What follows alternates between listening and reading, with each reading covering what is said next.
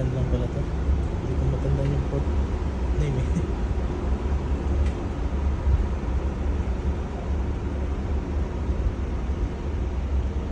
Mga tindahan dito ng mga souvenirs.